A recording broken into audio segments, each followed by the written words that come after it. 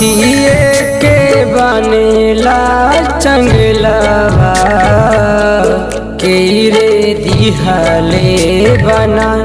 के रे दिहले बना बसहवा के बनेला चंगलवा डोमिन दिहले बना डोमिन दिहले बना कथिए के बनेला चंगलवा के रे दिहले बना के रे दिहले बना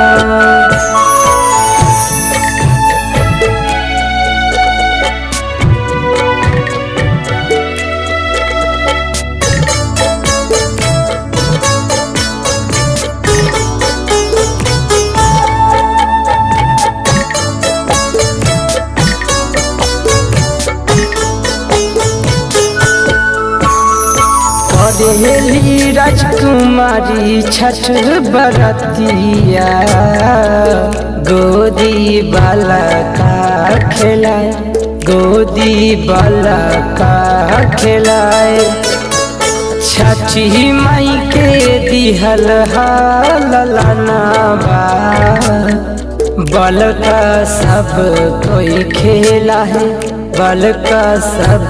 कोई खेला है कथिए के बनला चंगलवा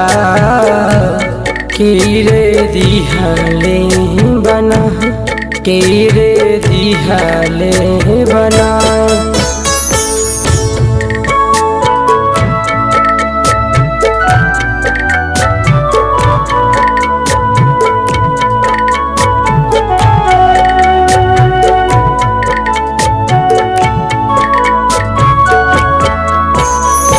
लिखले राम प्रसन्न छठी गीतिया हरीश बाबू गा के सुनाए हरीश बाबू गा के सुनाए जाले मिथलेश छठी घटिया दौरा माथे उठाए दौरा माथे उठाए कथिए के बनेला चंगलवा डोमिन दिहले बना डोमिन दिहले बना।